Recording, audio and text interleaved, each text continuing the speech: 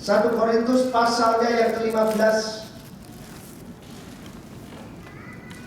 Kitab Perjanjian Baru yaitu kitab 1 Korintus pasalnya yang ke-15.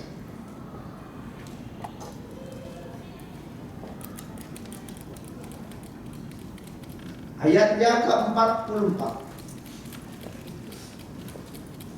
1 Korintus 15 ayat 44. Demikian bunyi firman Tuhan Yesus Kristus. Yang ditaburkan adalah tubuh alamiah, yang dibangkitkan adalah tubuh rohaniah. Jika ada tubuh alamiah, maka ada pula tubuh rohaniah. Katakan amin. Amin. Saudara perhatikan, ini berbicara tentang taburan. Saudara tahu di dalam jasmani ada yang harus kita wajib di dalam menabur, yaitu persembahan sulung dan perpuluhan. Tapi ada di dalam alam roh yang dikatakan taburan tubuh alamiah dan tubuh rohaniah. Ya, tema khotbah hari ini adalah the soul. The soul itu adalah taburan. Ya, apa itu the soul? Apa itu arti taburan tubuh alamiah dan taburan tubuh rohaniah? Saudara, kalau saudara tahu kalimat ini tidak boleh di sini, ada ayat berikutnya. Seperti ada tertulis, manusia pertama Adam menjadi makhluk yang hidup, tetapi Adam yang akhir menjadi roh yang menghidupkan. Tetapi yang mula-mula datang bukanlah yang rohania, tetapi yang apa? Yang alamiah. Terus kemudian apa saudara? Mari kita baca sama-sama. Kemudian barulah datang yang rohania. Katakan amin. Saudara, saya mau tanya, saudara tahu apa itu hidup jasmani? Saya mau tanya, hidup jasmani itu apa saudara? Ya, hidup jasmani itu apa? Hidup jasmani itu adalah orang yang hidupnya membutuhkan di dalam kebutuhannya. Itu hidup jasmani. Seperti apa yang dia inginkan, seperti apa yang dia ingin capai, itu hidup jasmani. Itu hidup yang normal, semua orang juga menginginkan itu semua. Tapi hari ini saya mau kasih tahu saudara tentang hidup rohani. Nah, saudara, hidup rohani itu bukan hidup biasa-biasa. Bukan hanya saudara mengenal agama, saudara mengenal Yesus saja, tetapi ada 3 hal yang saudara pelajari.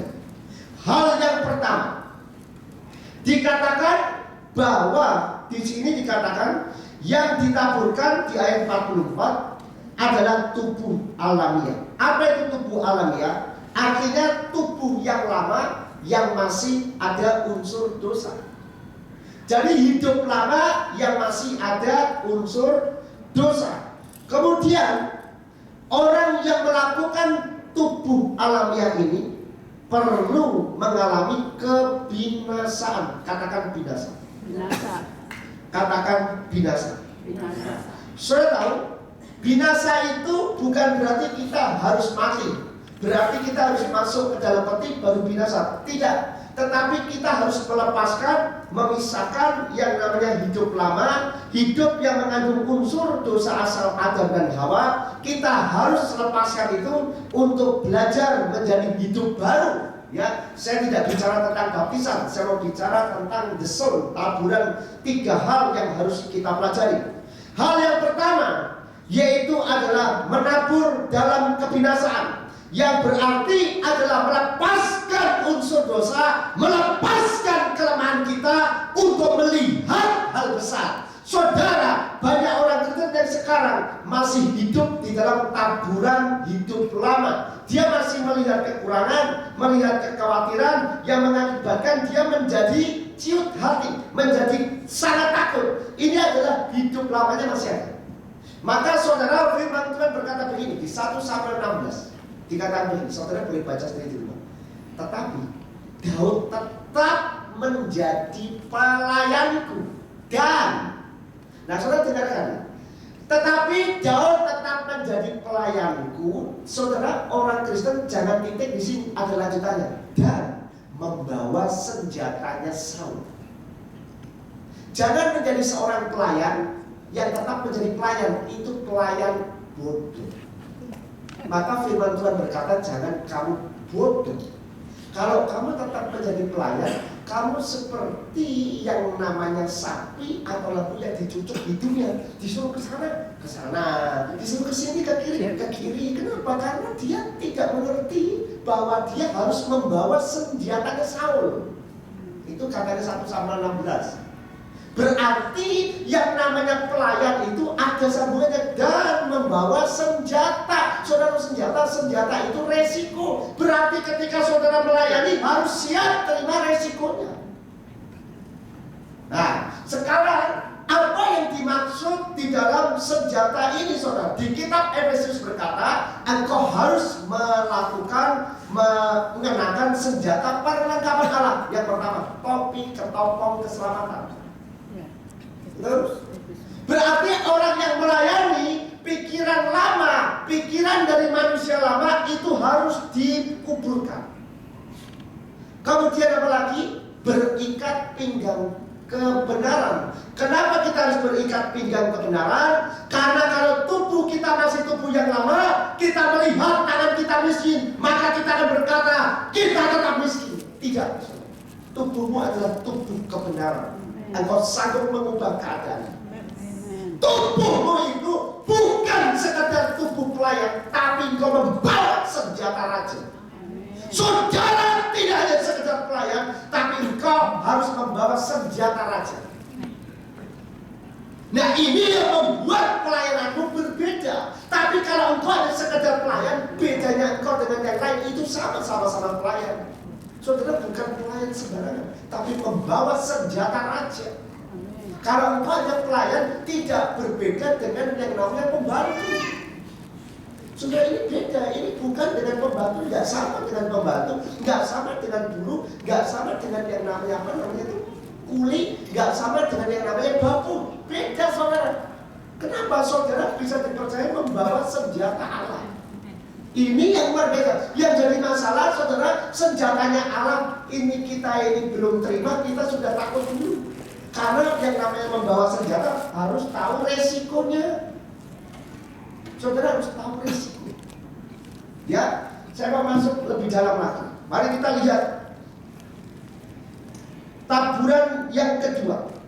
Saudara tahu di dalam taburan yang kedua, yaitu 1 Korintus pasal 3. 1 Korintus pasal yang ketiga. Nanti taburan yang pertama adalah taburan kebinasaan.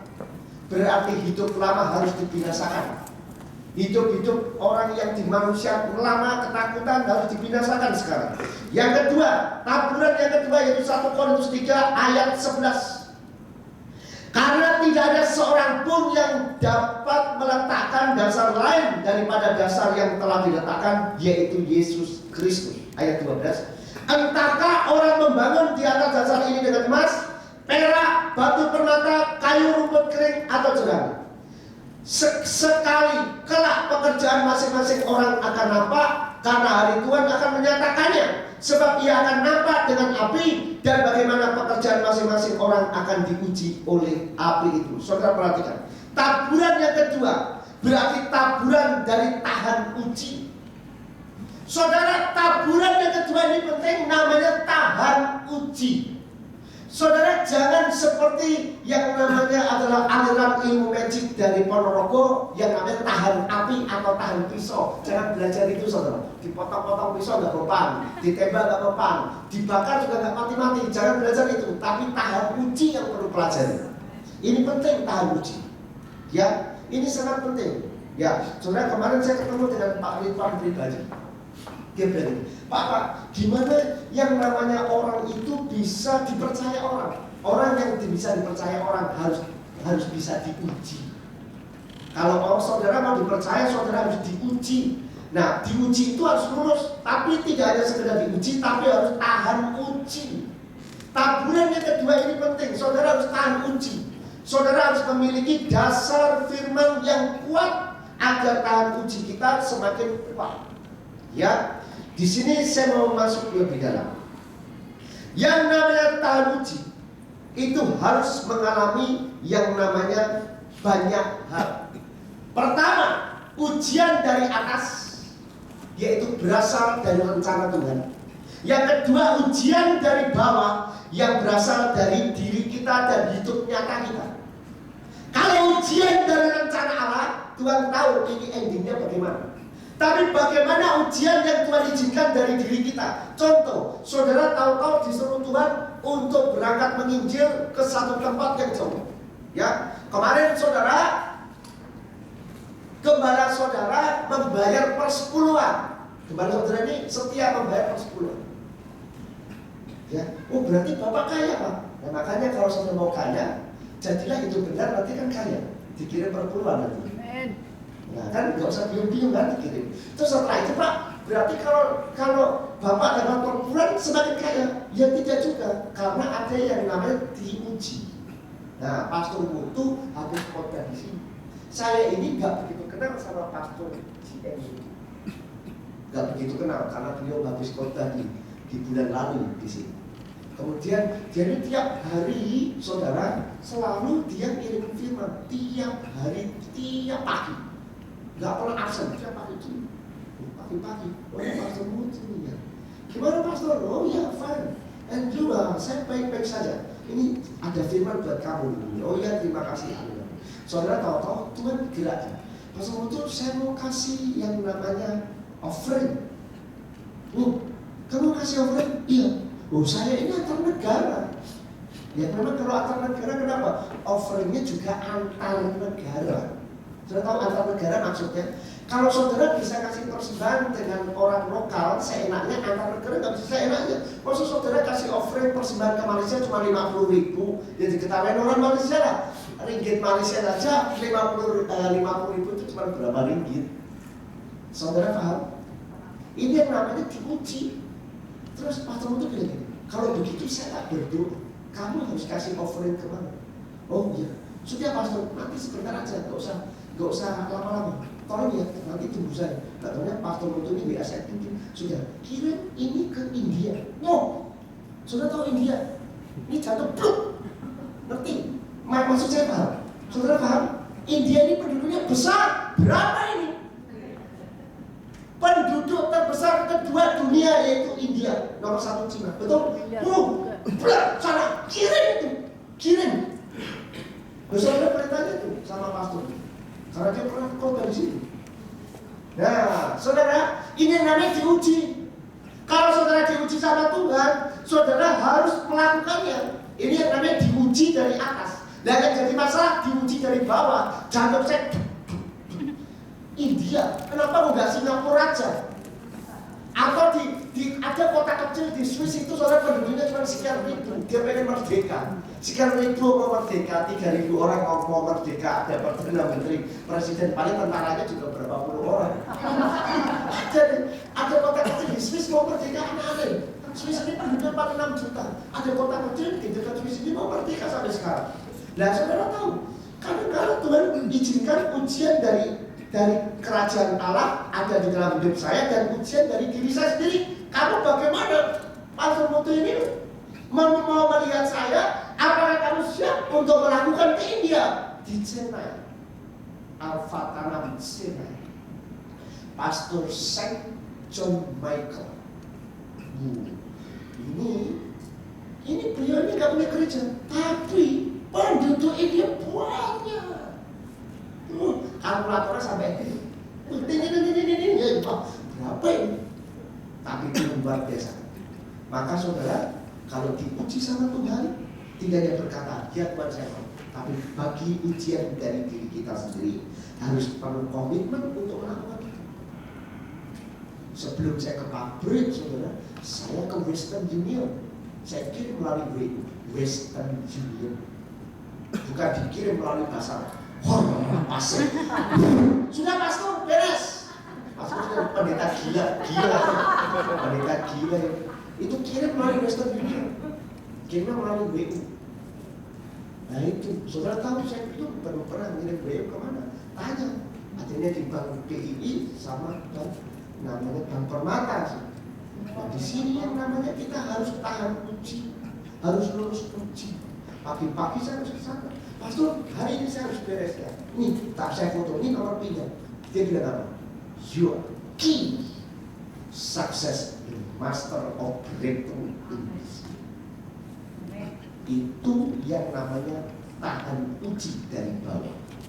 Saudara, ketika Tuhan berbicara, Tuhan melakukan ujian dari kehendaknya, itu Tuhan tahu endingnya. Tapi bagaimana dengan kita? Nah, itu saudara, beliau langsung tahu. Inilah namanya breakthrough. Apakah saudara mau breakthrough? Tahan uji yang berasal dari dirimu, engkau harus lakukan dengan komitmen. Ya, lakukan dengan komitmen. Kalau Anies Baswedan berbicara, harga semuanya kita akan buat miring. Saya ketawa, harga dibuat miring, apanya yang miring? Tapi saya mau katakan satu, saudara tidak menentukan harga itu, tapi aku akan merobos kalaupun harga itu tidak miring. Kalaupun harga minyak dunia naik, kalaupun perkembangan ekonomi sulit, engkau adalah kunci yang menentukan. Amen. Itu yang Tuhan lakukan. Tahan ujian yang dari dirimu sendiri dengan komitmen. Kemudian taburan yang ketiga, saya mau lanjutkan dalam taburan yang ketiga. Mari kita lihat yang ketiga, 2 Korintus 12. 2 Korintus pasal 12 ayatnya yang ayat kelima. 2 Korintus 12 ayat kelima. Kita baca bersama-sama. 2 Korintus pasal 12 ayat 5. 1, 2, 3. Atas orang itu aku hendak bermegah, tetapi atas diriku sendiri aku tidak akan bermegah selain atas kelemahanku. Katakan amin. Nah, ini yang agak sulit. Yang ketiga, ditabur dalam kelemahan. Begini masalah. Saudara, waktu Pastor Putu berkata, kalau tabur yang terbaik itu adalah sesuatu yang betul-betul final dalam tahun ini, dalam hidup saya. Kenapa, saudara? Karena saya berhadapan dengan rakyat India yang begitu banyak. Saya percaya suatu hari saya akan mengambil dan menuai jiwa-jiwa di India. Karena mereka membutuhkan banyak tenaga penginjil. Itu adalah hal penting, saudara. Saudara, ini berbicara taburan tentang kelemahan. Bagaimana kita harus rela untuk menjadi lemah, rela untuk memiliki sebuah kemampuan kita harus dilemahkan, dinolkan, saudara. Kadang-kadang Tuhan izinkan ini menjadi nol, menjadi tidak berarti, menjadi tidak berdaya. Apakah kita siap ketika Tuhan berkata bahwa ini harus dikembalikan menjadi milikmu, engkau harus mengabdi kepadaku? Ini tidak gampang. Ini perlu yang namanya adalah pelajaran khusus. Mari kita lihat ayat 9. 2 Korintus 12 ayat 9. Tetapi jawab Tuhan kepadaku, cukuplah kasih karuniaku bagimu, sebab justru dalam kelemahanlah kuasaku menjadi apa? Kuasaku menjadi apa? Menjadi apa? Saudara bersempurna. Izinkan setiap kekurangan, kelemahanmu itu benar-benar terjadi dalam hidup. Saudara akan menjadi sempurna. Saudara akan menjadi luar biasa.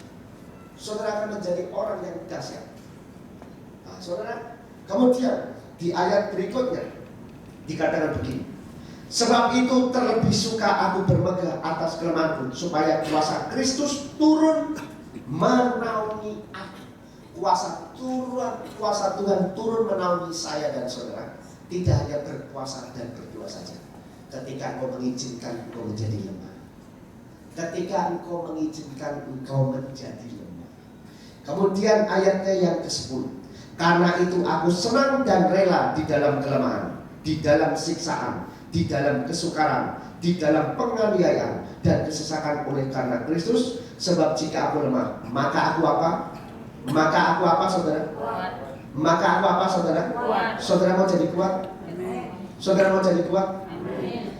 Karena di dalam taburan kelemahan, saudara akan terima kebangkitan kuasa Tuhan. Saya mau cerita tentang kesukaran yang Paulus hadapi di ayat ini. Ayat ini terjadi di abad 63 sebelum Masehi. Waktu itu penguasa di Roma yaitu Kaisar Agustinus. Di dalam Roma ada yang namanya etnark atau gubernur. Salah satu orang yang dipercaya oleh Kaisar Agustinus yaitu Herodes Agung. Saudara tahu Herodes Agung ini mempunyai sebuah karakter yang aneh. Anak istrinya dibunuh karena dia takut jangan-jangan dia ini nanti akan jahat kepada saya. Jadi dia ini curigaan sama orang. Akhirnya semuanya orang itu mau dibunuh. Dan suatu hari dia berbicara kepada pasukan Roma, kamu nanti kalau nanti saya sudah tua, lebih baik kamu bunuh saya agar rakyat mau menangisi saya. Tapi saya tahu apa yang terjadi. Pasukan Roma tidak berani membunuh Raja Herodes. Sampai matinya Raja Herodes tidak dibunuh oleh pasukan Roma. Akhirnya Raja Herodes menjadi sedih. Dan saya tahu yang dia takutkan adalah rakyat nanti bersuka cita, senang ketika raja ini mati. Saudara, karakter Herodes adalah karakter yang takut di dalam kelemahan. Dia takut orang lain mau mengambil jabatannya, mau mengambil kekaisarannya, mau mengambil setiap asetnya. Tapi saudara tahu, Paulus berbeda. Di saat itu, Paulus rela untuk disiksa, rela menjadi lemah, rela untuk dianiaya, dan rela menderita. Dan saudara tahu apa yang terjadi? Kalau saudara lihat di dalam firman ini, Paulus mengajarkan tentang taburan dalam kelemahan. Itu gak gampang. Nah sekarang yang terakhir, saya mau saudara lihat yang terakhir. Mari kita lihat di dalam 1 Korintus pasal 15. 1 Korintus 15. Bagaimana kita bisa melewati taburan di dalam kelemahan kita? 1 Korintus 15 ayat 43. Mari kita baca sama-sama. 1 Korintus pasal 15 ayat 43. 1, 2, 3. Ditaburkan dalam kehinaan, dibangkitkan dalam kemuliaan. Ditaburkan dalam kelemahan, dibangkitkan dalam kekuatan. Katakan amin. Amin. Katakan amin. Amin. Saudara perhatikan, bagaimana kita bisa kuat di dalam ujian dalam kelemahan kita. Yang pertama, saudara harus proteksi dengan yang namanya dosa tentang kejahatan. Jangan ada celah tentang dosa kejahatan. Tidak boleh ada celah tentang dosa kejahatan. Yang kedua, jangan ada dosa kemunafikan. Saudara, banyak orang ini munafik. Paulus tidak munafik. Paulus adalah rasul besar, rasul yang berkomitmen tinggi. Dan yang ketiga, biarkan saudara harus mengalami kebangkitan bersama Tuhan terus menerus. Artinya hidup lamamu engkau tinggalkan, lihat ke depan. Jangan terus ingat yang kemarin, ingat ke depan. Saya belajar untuk mengingat hari esok, hari besoknya lagi. Yang sekarang, nanti malam, mari kita. Ya, saya tahu waktu itu Daud pernah dipercaya oleh Saul menjadi pelayan, dan Daud membawa senjata Saul. Daud tidak mau begini. Raja, tuanku raja, aku mau diajari caranya pakai pedang. Saudara pernah nggak begitu? Saudara ketemu sama gembala, ketemu sama hamba Tuhan. Hamba Tuhan ini punya senjata urapan kesembuhan, ya kan? Yang seringkali yang terjadi, tapi nggak di sini, nggak ada di Indonesia. Ini adanya di daerah pesisir Kongo. Nggak ada di Indonesia, nggak ada. Bapak kan punya kabinet sembuhan. Tolpak dua jari sembuh. Saudara, itu senjatanya Pak. Daud tidak pernah ngomong sama Saul. Saul, rajaku, tuanku Saul, tolong ajarin caranya bunuh orang. Gimana caranya main pedang ini? Gimana caranya megang ini? Gimana caranya? Daud tidak pernah berkata demikian. Daud melakukannya seperti yang diperintahkan oleh Tuhan, seperti yang diperintahkan oleh Saul. Gak usah kakian cakep, bawa obat dan wajah sudah itu aja. Gak usah tanya-tanya. Dan nanti kalau saya ketemu musuh, nanti saya lagi lagi jadi gembala untuk domba-domba saya, ketemu beruang, aku bisa pinjam pedangnya ini. Banyak sekali orang Kristen pinjam senjatanya hamba Tuhan. Yang lebih parah ditiru. Hamba Tuhannya bahasa Arabnya robekan kita. Dia paling rapat masuk. Taruh nama Yesus, nanti ketawa. Hehehe. Loh kok malah nggak takut ya, kamu niru orang. Senjata itu nggak bisa kita pakai sembarangan. Kita punya senjata sendiri. Kita punya karunia sendiri. Kita punya rencana Tuhan sendiri. Ini nggak bisa, so. Ya, pasal itu tidak aku. Terus apa yang harus saya doakan? Seperti yang Tuhan taruh dalam hati. Kamu nggak harus seperti saya. Tidak. Rencana Tuhan beda. Kamu nggak harus seperti saya. Bisa kemana-mana, ngerti ya? Rencana Tuhan berbeda. Saudara jangan tiru bahasa rohnya orang ditiru-tiru. WL dari Pak Nino ditiru-tiru. Ajar kau Tuhan. Saudara mau diberkati? Mau lebih lagi? Ajar kau Tuhan penuh kuasa. Beda dengan orang yang mereka memang Tuhan punya rencana buat mereka. Kita nggak bisa. Itu senjatanya orang. Seperti Daud dulu, orangnya diem, tenang. Bawa ya senjata saya, Daud, kok bawa? Tinggal dibawa aja. Kadang-kadang orang Kristen ini British, bahasa Jawa itu British, tahu nggak? Belum apa-apa, masalah saya ini, ya sudah, saudara tahu, Tuhan tahu. Tuhan tahu, saudara. Jangan jadi orang yang British. Tenang saja, saudara harus belajar spiritual, tetap menjadi pelayan dan membawa perlengkapan senjata selalu. Yang terakhir, tidak hanya engkau menjadi pelayan Tuhan, jadilah engkau pembawa senjata-senjata Allah yang berani mengambil resiko yang Tuhan izinkan dari dalam hidup. Saudara, pelayanan saya berisiko, pelayanan pastor gembala berisiko, pelayanan dari Ibu Widodo Sinar bilang berisiko, saudara. Resikonya apa? Ditinggal suami sekarang jadi janda. Saya akan mau melamar Ibu Widodo Sinar bilang. Pak Bunda kok malah batuk-batuk. Loh. Boleh aja, ini kan jadi apa penting. Ibu Dian kalau ketawa kok seperti direm-rem. Atau perlu diganti minyak remnya biar pas. Ibu Widodo kan ini jadi ting-ting sama. Luar biasa ini Ibu Widodo. Dulu waktu muda terkenal cantik. Masih cantik. Masih sekarang masih cantik kan. Hati-hati loh Bu Widodo. Ini kalau di-switch. Pak Yitro nggak boleh senyumnya begitu.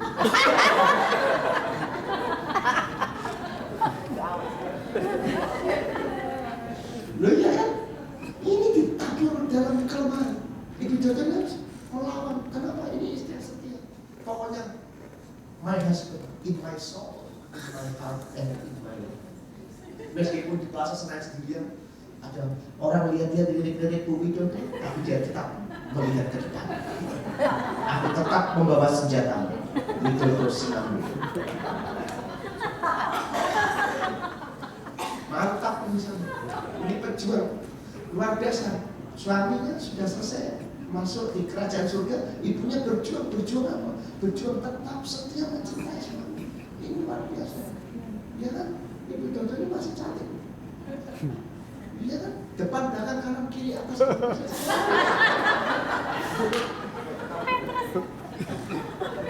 Coba kalau ketemu sama playboy. Bukan di sini saya berdoa, jangan sampai ada playboy masuk di sini. Playboy cek ada rekopan.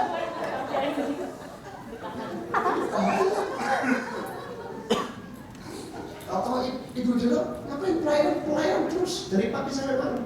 Datanya dilayani. Wah, ini ada something. Tapi saya percaya ini Ibu dulu luar biasa. Iya. Karena apa? Karena tahan uji. Ini kelemahan. Opo, nggak boleh begitu. Nggak boleh. Ini berkuasa ini. Ini luar biasa.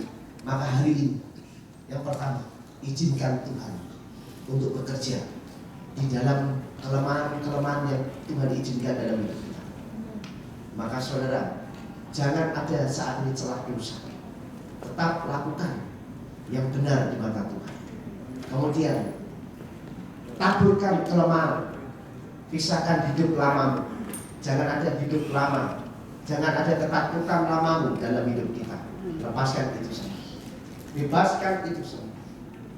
Hari ini engkau akan melihat sesuatu yang baru. Engkau akan melihat sesuatu yang baru. Kebangkitan Tuhan akan turun terus menerus, dan kelemahanmu akan membuat kuasa Tuhan sembuh. Jangan kau takut ketika kau sekarang ini memiliki kekurangan, memiliki setiap hal tantangan hidup. Tuhan besertamu. Tuhan besertamu. Allah besertamu. Indonesia negeri yang hebat. Indonesia negeri yang besar. Indonesia perlu anak-anak Tuhan yang hebat untuk memimpin negeri ini. Kota ini adalah kota penentu buat seluruh provinsi. Saudara tahu, saudara dan saya dikirim Tuhan di kota Jakarta bukan untuk menambah beban buat KTP, tapi untuk membuat menjadi leadership yang hebat. Ketika saudara keluar di luar sana, saudara akan dilihat orang bahwa engkau akan membawa banyak hal kuasa dari kerajaan Allah. Mari kita tutup Alkitab kita. Mari kita bangkit berdiri. Tuhan, kami melihatmu. Izinkan kami untuk